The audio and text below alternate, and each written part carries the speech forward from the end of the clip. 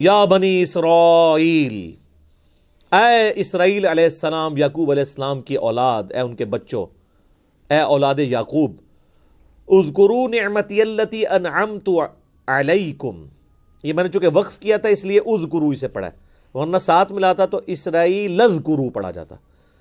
اس نعمت کو یاد کرو جو ہم نے تم پہ کی تھی۔ اوفوا بعہدی اوفی بعہدکم، تم اپنا عہد پورا کرو جو تم نے میرے ساتھ کیا تھا، میں اپنا عہد پورا کروں گا جو میں نے تم سے کیا تھا۔ وَإِيَّايَ فَارْهَبُونَ، اور صرف مجھ سے ہی ڈرو۔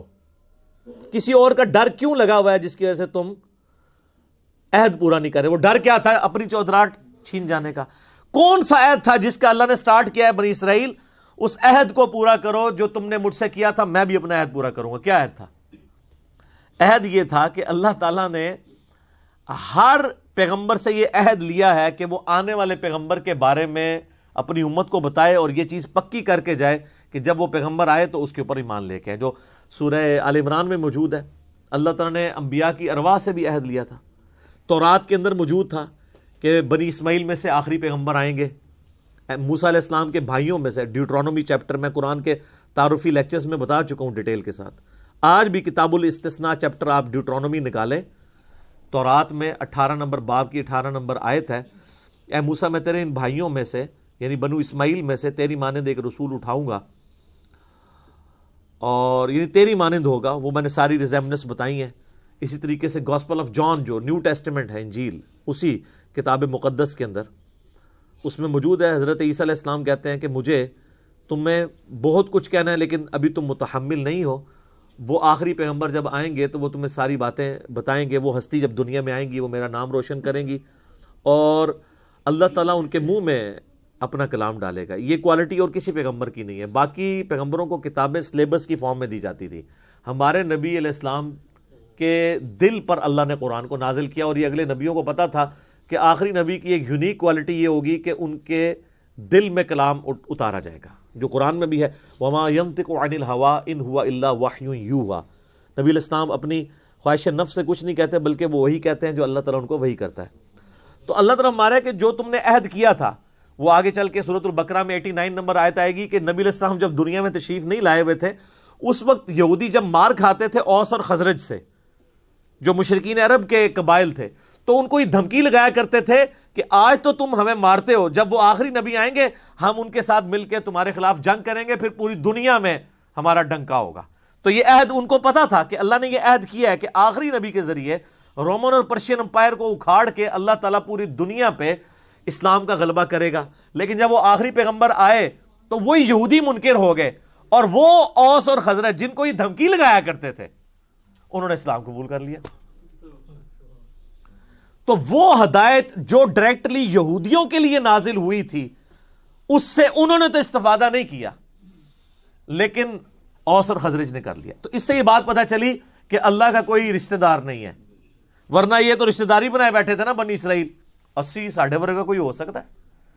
اللہ نے اٹھا کے پرے پھینکا۔ اور امی جاہل لوگ جن کو امی کہا جاتا تھا، اوس اور خزرج، ان کو اللہ نے دنیا کا امام بنا دیا کتابوں کو ماننے کی وجہ سے۔ یہ بابوں کو مانتے رہ گئے، اپنے علماء یہود کو، یہودی علماء نہیں کہا نا، آگے آپ کو پتا چلے گا وہ کس طریقے سے مخالفت کرتے تھے نبی علیہ السلام کی۔ یہ تو اب 3-4 سپارے چلنے ہی اس کے اوپر ہیں، کیا کیا سازشیں کرتے تھے۔ تو اسی لیے میں کہتا ہوں مولوی اتنی پیڑی شیو ہے کہ نبی بھی موجود ہو، مولوی کے ورگلانے کے اوپر عوام الناس نبی کی بات نہیں سنتی، مولوی کی بات کے پیچھے لگ جاتی ہے۔ تو سر آج اگر مولوی کی بات کے پیچھے لوگ لگے ہوئے ہیں اور کتاب و سنت کو نہیں مان رہے تو کوئی زیادہ پریشانی کی بات نہیں ہے۔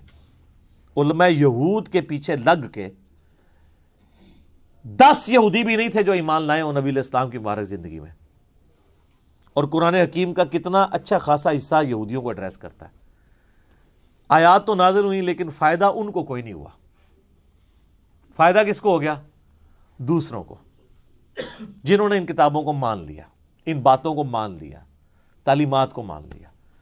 تو اللہ کی کسی کے ساتھ کوئی رشتہ داری نہیں ہے، جو کتابوں کو پیغمبروں کو مان لے وہ اللہ کا سگا ہے، اور جو نہ مانے چاہے وہ پیغمبروں کی اولاد بھی ہے۔ یہ بنی اسرائیل کون تھے؟ حضرت یعقوب علیہ السلام، حضرت ابراہیم علیہ السلام کی اولاد تھے، اللہ نے کوئی پرواہ نہیں کی. تو خونی رشتہ کوئی کام نہیں آیا جب انبیاء کی تعلیمات کو چھوڑ دیا. چاہے بنو اسرائیل ہوں یا آج بنو اسماعیل ہوں.